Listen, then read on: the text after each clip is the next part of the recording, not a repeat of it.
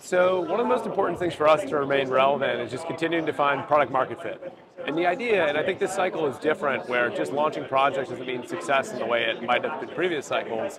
Now it's all about meeting real users' demand. And I think what we've seen is really emerging and interesting trends in the Bitcoin staking aspect, where people have gone from just staking to dual staking. We're seeing more and more transition to Bitcoin DeFi. I think we're going to keep pushing that forward really heavily in 2025. And I think what we're going to see is a bunch of these platform level changes, where it becomes fast, cheap, predictably. There's maybe some new interesting revenue redistribution plans that are coming in there, where it becomes the best place to go build, not just for users to go engage with these protocols, but also for amazing builders to come into the core ecosystem. And that's a big focus for us, attracting more and more talent, more and more users. And the use case that I'm more and more excited about than ever is actually Bitcoin as a collateral asset. And the idea being, if you have Bitcoin, you can essentially just borrow against it for leverage in the form of stablecoins. And that's a use case that appeals to billions of people around the world, where stablecoins are a 10 to 100x better solution than so many other products out there, because many people have no access to these traditional rails. And we're going to continue to do that and double down and triple down until we actually have, hopefully, hundreds of millions or billions of people using Bitcoin on core. So it's actually the best marketing tool ever, I think. So if we think about Bitcoin back in the day, we thought it was going to be better money. And we've learned that that was just totally wrong, right? And like, I have a lot of expensive coffees from 2014 that I wish I could get back today. And it hurts. But what we learned is that Bitcoin is actually a perfect collateral asset. Really, the gold analogy is perfect here. And you see nation states that want to use Bitcoin as collateral, as a hedge. And why shouldn't people do the same? And I think where we see the end state of this is Bitcoin's too expensive for billions of people around the world. $10, $20 transaction fees, never going to happen. Too slow, expensive. And there's technical limitations as well around the UTXO set and how people can actually use it from like a throughput perspective. So we're going to see over the next several years people getting Bitcoin on scaling solutions like Core and borrowing against it. And that's really the killer use case, not as a money, but as a means of savings, as a hedge. And what you want is upside exposure, volatility to Bitcoin, leverage in dollars. And you're going to see that's how we get to this real kind of hyper-Bitcoinization, or Bitcoin being the root of this new financial system. And forever, when I got first involved, we'd always thought that Bitcoin itself was going to do that. But you actually need a symbiotic platform like Core that enables you to do that faster, better, cheaper, and to realize that true potential. So I think in general, it's really hard to deal with crypto cycles until you've been through a few cycles, and then you kind of get numb to the pain to a degree. I think the idea is to build through these painful points. And I think what we've seen in the Bitcoin space is people got so excited last year, above their skis, people were promising too much, and then you kind of crash back to reality. And now we're probably on the opposite side of that, where it's actually under talked about and under-reported on. And what's so important is to be greedy when others are fearful. And you're seeing people like Core that are being more and more aggressive during these periods, because we can continue to push forward more all-weather use cases, whether it's stablecoins or institutional adoption.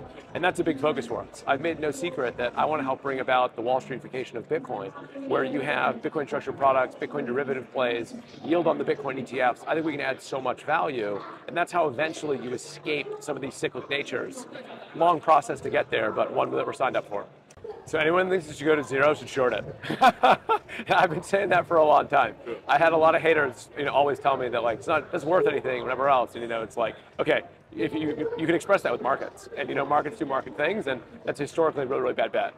For us, we don't really think about Bitcoin price. We think of adoption, right? And I think that's what's so critical is, like, in crypto, we're almost too focused on these speculative use cases. And it's been great for notoriety, getting more and more of that out there and helping to spread the crypto message. But now we're in the adoption cycle, right? It's like, can we actually live up to the promise that we've been talking about for the last 15 years?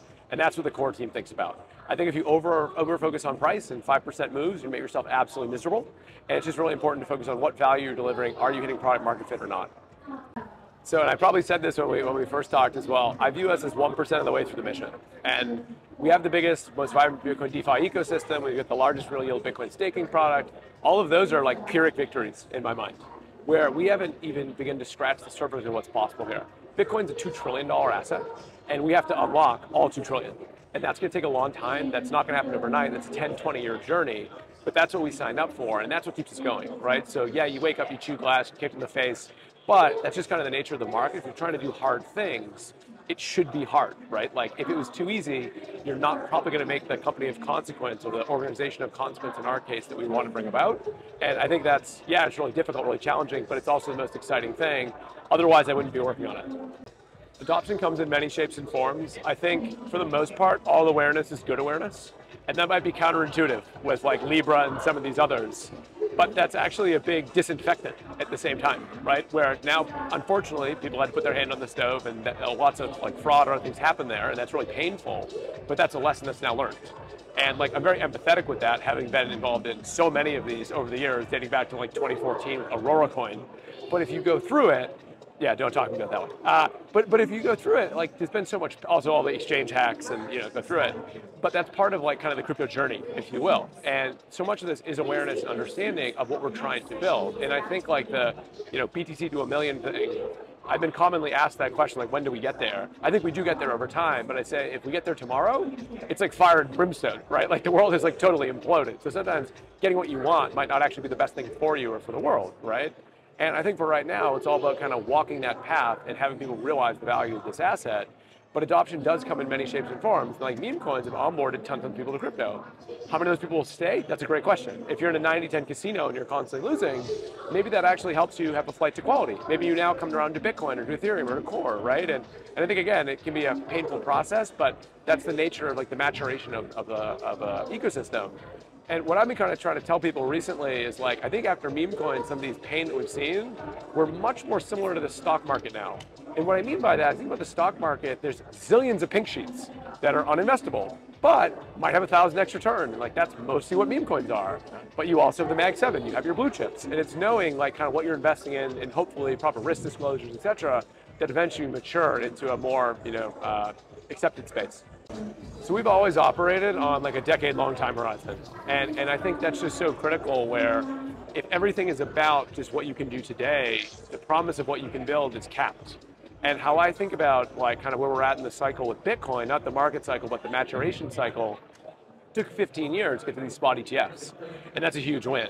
But we know what's going to happen next. You're going to get staking on the Ethereum ETFs or maybe a Solana ETF. Core wants to power those Bitcoin staking on ETFs. Okay, what comes after that? Probably Bitcoin derivatives, Bitcoin structured products.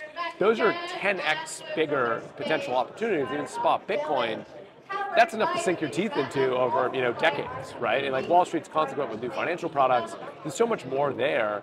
And then on the other side, there's just so much more adoption that we have to get on the retail side. I firmly believe that everyone should have Bitcoin, even to the smallest amount, on a scaling solution like Core, and there's just so much work left to be done there. But those are lifelong missions. We are trying to grow like a social network and also trying to build like a new Wall Street firm effectively. And there's a lot of work to be done, but that's why it's so exciting.